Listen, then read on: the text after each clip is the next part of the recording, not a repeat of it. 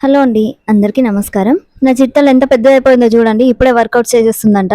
మా వారైతే మళ్ళీ వర్కౌట్స్ చేయడం స్టార్ట్ చేశారు. మళ్ళీ వర్కౌట్ స్టార్ట్ చేయడం ఏంటి అనుకుంటున్నారా? ఇంతకుముందు 2, 3 టైమ్స్ కూడా ఇలా స్టార్ట్ చేసి ఆపేయాల్సొచ్చింది. ఎందుకంటే వెదర్ చేంజ్ అవ్వగానే తనకి జలుబు గానీ, ఇంకా ఫీవర్ గానీ రాంగానే బాగా వీక్ అయిపోతాడు. తొందరగా క్యూర్ అవ్వదనమాట. కనీసం 15 డేస్ పడుతుంది సివియర్‌గా వస్తే. నార్మల్‌గా అయితే ఒక 1 వీక్ అయితే తగ్గిపోతుంది. కానీ ఆ 1 వీక్ కూడా ఫుడ్ తీసుకోడు గదా! దానివల్ల ఇంకా తనకి ఇంట్రెస్టే పోతుంది వర్కౌట్స్ చేయడాన్ని. చాలా వీక్ అయిపోతాడు. ఇప్పుడు మళ్ళీ సెట్ అయిందని స్టార్ట్ చేశారు ఈ మధ్యనే.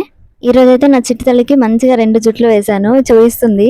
తనకు తెలియకుండా వేశాను నిద్రలో పడుకున్నప్పుడు. ఎందుకంటే అస్సలు వేయించుకోదు.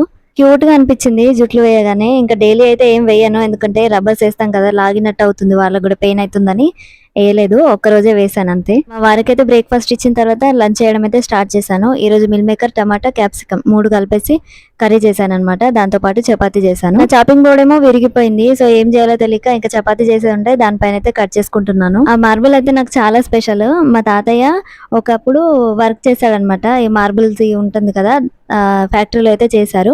అప్పుడు అది చేయించుకొని తీసుకొచ్చారంట. మా తాత గుర్తు కోసమని అది మా మమ్మీ దగ్గర నుండి తెచ్చేసుకున్నాను నేనే. పొద్దున్న లేచినప్పటి నుండి వంట రూమ్ లోనే అయిపోతుంది ఎక్కువ. ఎందుకంటే మా వారికైతే వేడిగా ఉంటేనే ఫుడ్ తీసుకోగలుగుతాడు. చల్లగా అయిపోయిందంటే తినలేడు అనమాట. డ్రై మౌత్ ఉంటుంది కదా, ఇబ్బంది అవుతుంది. తన కోసం ఎంత కష్టమైనా ఇష్టంగా చేస్తాను. ఇంకా ఇది ఈ రోజు వీడియో. వీడియో నచ్చితే లైక్ చేయండి. అండ్ అకౌంట్ ని ఫాలో చేసి పెట్టుకుని నెక్స్ట్ వీడియోలో కలుద్దాం.